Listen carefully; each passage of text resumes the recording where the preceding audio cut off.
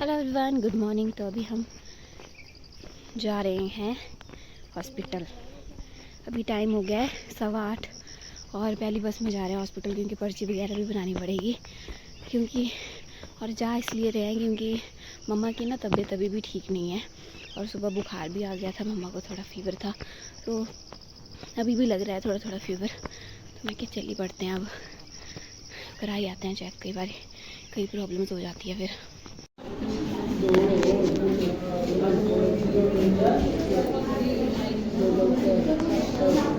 So guys, अभी हम लगे हैं खाना खाने और खाने में आज बनी है छोले माँ की दाल, जो कि सुबह मैंने ही बनाई थी क्योंकि मम्मा की तबीयत ठीक नहीं थी, फीवर था सुबह। तो फिर मैं क्या, आप रेस्ट करो, तब भी उठ गए थे।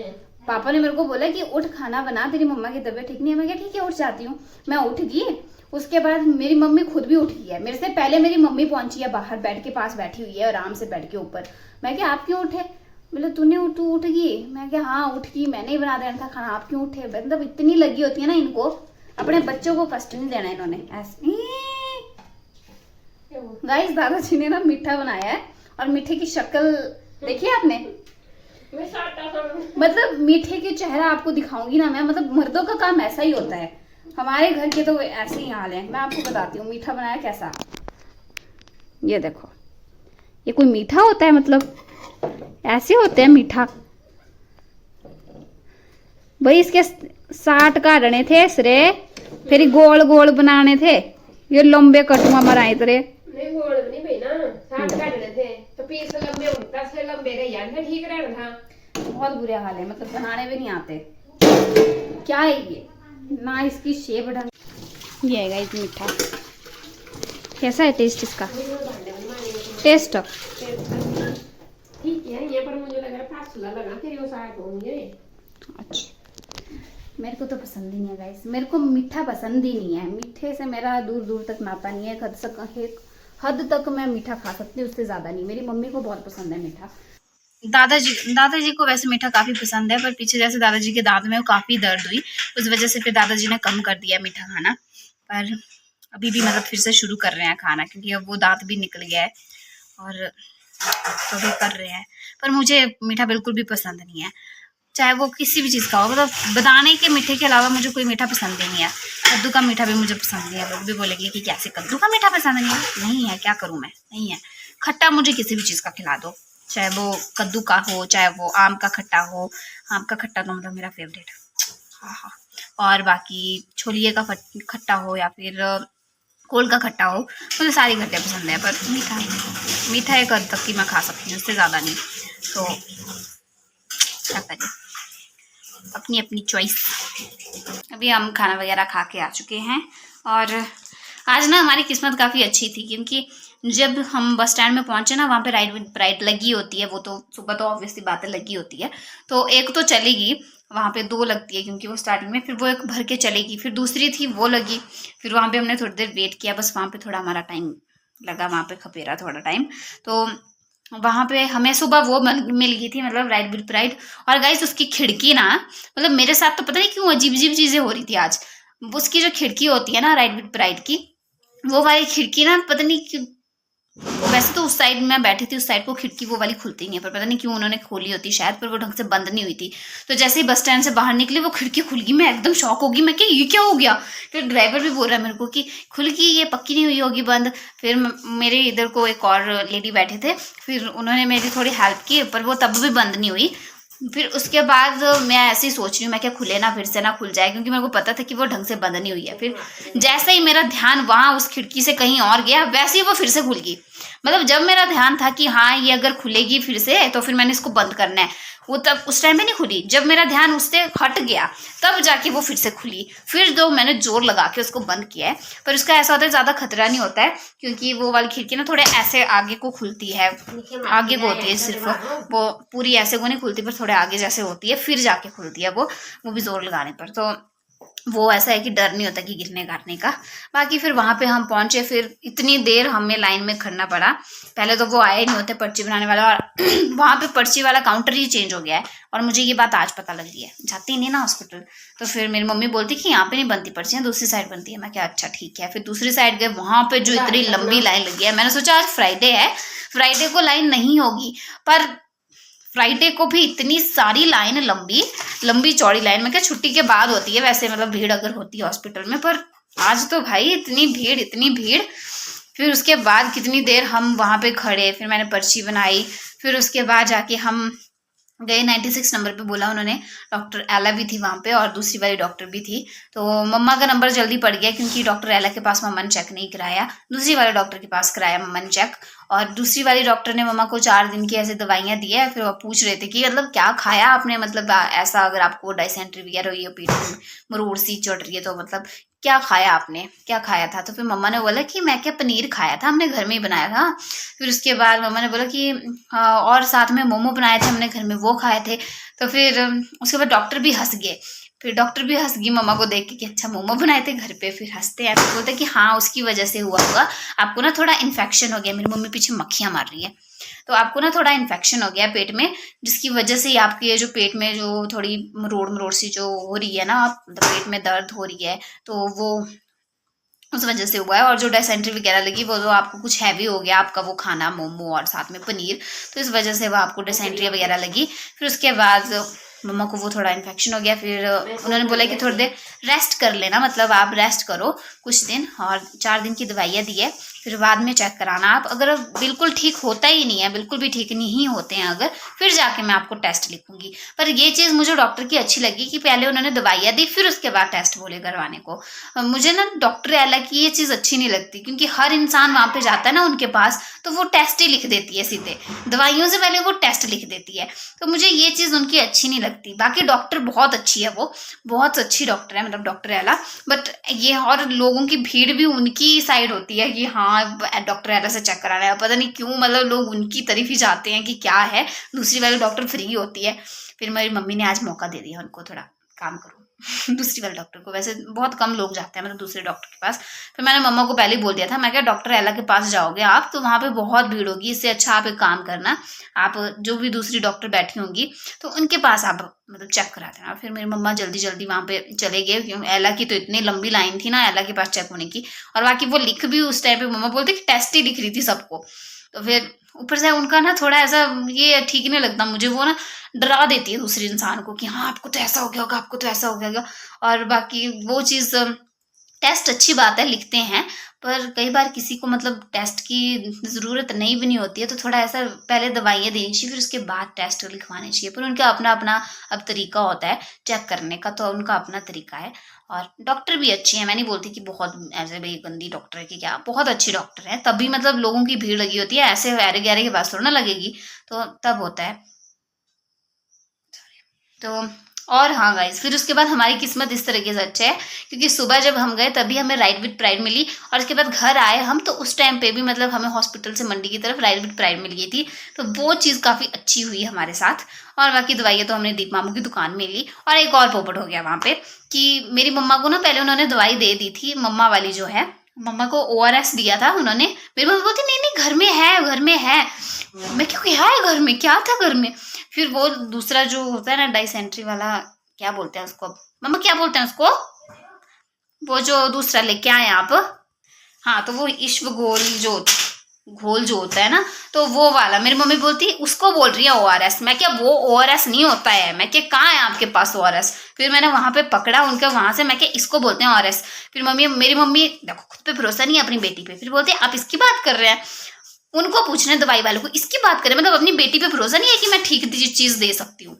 मतलब इतना तो नॉर्मल इंसान को पता ही होता है ORS क्या होता है। तो मतलब मेरी मम्मी मुझे मतलब मेरी बात पे यकीन नहीं हुआ, उनको पूछ रहे हैं कि ये होता है ORS, मतलब इसकी बात करें। फिर उन्होंने बोला कि हाँ इसको ही बोल रहा हूँ मैं। फिर मैं क्या इसको लो, फिर वो लिया, फिर जाके लिया।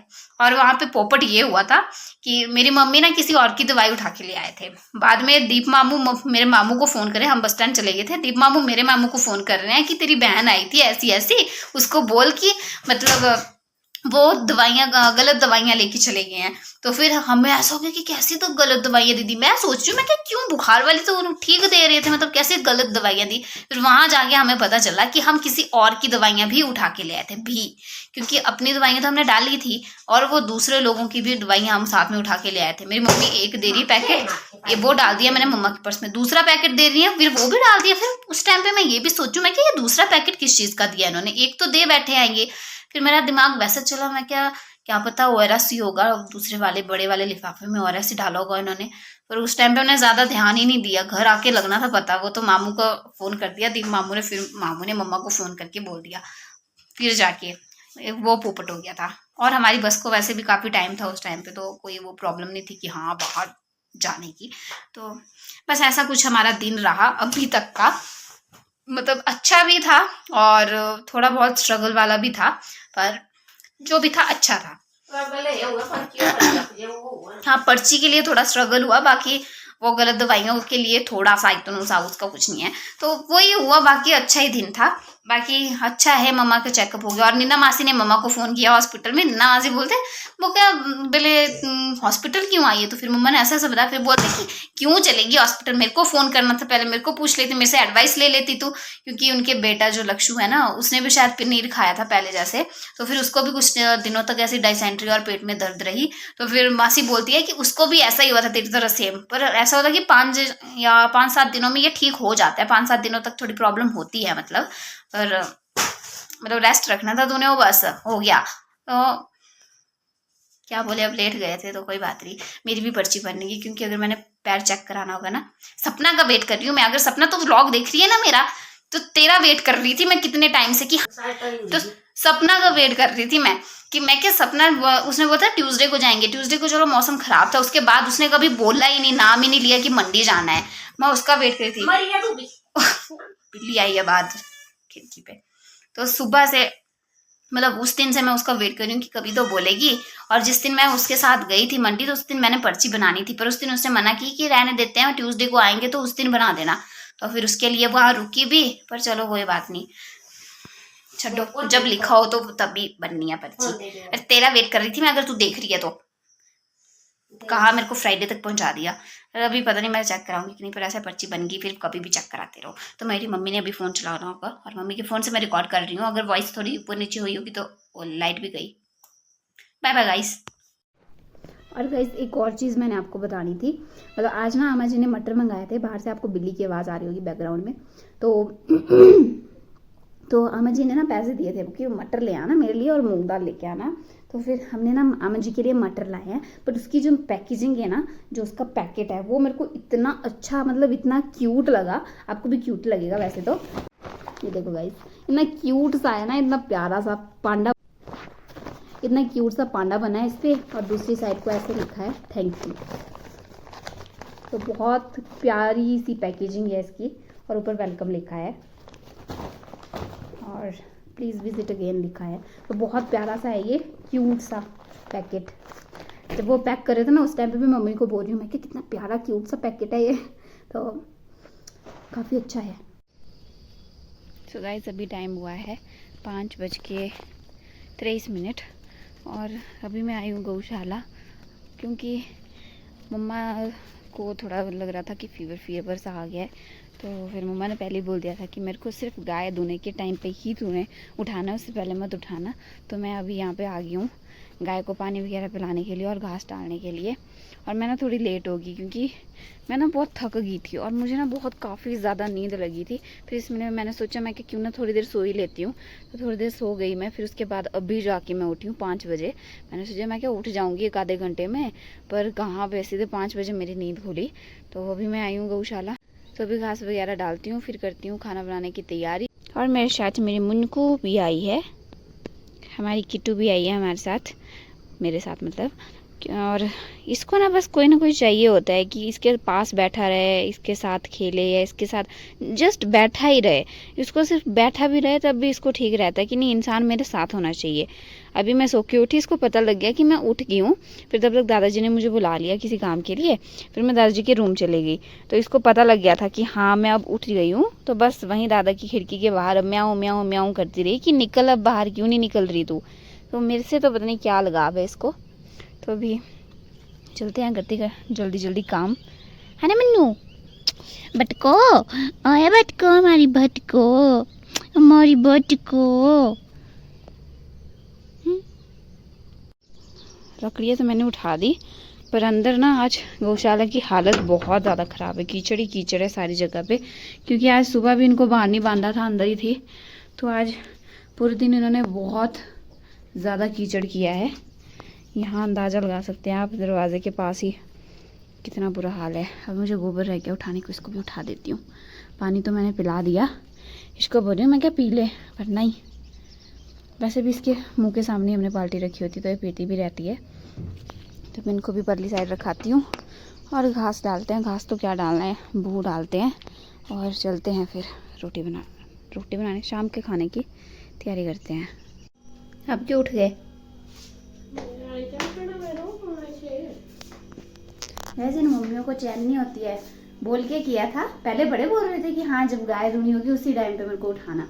अब पता नहीं क्यों उठ गए। इन मम्मियों को चैन नहीं होती कि बिना काम किए बैठ ही नहीं सकते, शांति से रेस्ट मोड में तो कभी ये रह ही नहीं सकते। कौन समझाया इनको? मैंने कल जाना है, अभी आपकी तबीयत देखूंगी ना, फिर उसके बाद जाऊंगी। वैसे बुआ जी की कॉल आई थी कल शाम को कि बोला हम शायद धान लगा देंगे आज से, तो तू आ जा। मेरा तो वैसे भी मन था पहले से जाने का धान लगाने के लिए, पर मम्मा की तबीयत ऐसी है, फिर पीछे ध्यान पीछे ही रहेगा। फिर मेरा, मैं क्या चली भी जाऊंगी बुआ के घर तो फिर ध्यान पीछे ही रहेगा कि मम्मा की तबीयत कैसी होगी। तो इसलिए मैं गई ही नहीं। बुआ बोलती, बोला नहीं, बुआ बोलते बोलते तेरी मम्मी कितनी भाग्यशाली है, मतलब उनकी जो बेटी है वो उनका कितना ध्यान रखती है कि हाँ क्या मम्मा की तबीयत ऐसी है तो मुझे नहीं जाना है। मतलब अच्छा था, मेरे लिए कॉम्प्लीमेंट था एक तरह से, तो अच्छा भी लगा सुन के। पर गाइस मेरे को बुरा भी लग रहा था कि बुआ जी का ऐसे मूड थोड़ा ऐसे हो गया था कि नहीं आ रही है, क्योंकि मैंने उनको बोला था कि मैं आऊँगी, ज़रूर आऊँगी। फिर हो जाता है ना, पहले बोला और फिर उसके बाद मना करो। पर मेरी भी मजबूरी है, मैं भी क्या कर सकती हूँ। आप भी सोचो, मतलब खुद मेरी मम्मी की तबीयत खुद भी ढंग से नहीं रह रही, तो फिर ध्यान अगर मैं चले भी गई बुआ के घर तो पीछे ही रहेगा, तो फिर क्या फ़ायदा। अभी गोबर उठाया मैंने, तो गोबर की आनी है स्मेल। मेरी मम्मी बोलती गोबर की स्मेल आ रही है, मैं क्या गोबर उठाया मैंने भी। आज फिर से खाने में बनी है भिंडी की सब्जी और बनी है साथ में रोटियां। यहाँ पे रोटियां और अभी दाल गरम कर रहे हैं, फिर अभी हम खाना लग जाएंगे खाने। टाइम आप देख सकते हैं 8:30 होने वाले हैं। और यहाँ पे मेरी मम्मा निकाल रहे हैं मक्खन। काफ़ी दिनों से दूध था, लगाने को हो गया था मक्खन निकालने को, तो आज मम्मा ने दूध भी लगा दिया और मक्खन भी निकाल रहे हैं। और भी है, काफ़ी है मतलब। और यहाँ पे एक साइड को दाला रख दिया है गाय के लिए जो चारा होता है। तो मैंगो जो दादाजी लेके आए थे आज, जिसका मीठा बनाया था, अभी भी बच गए हैं। आप नहीं खाते उसे? आप नहीं खाते? खाता नहीं कोई भाई। अच्छा, और खाना वाले। तो गाइज आज के ब्लॉग में बस इतना ही, मिलते हैं आपसे नेक्स्ट ब्लॉग में। तब तक के लिए बाय बाय, गुड नाइट।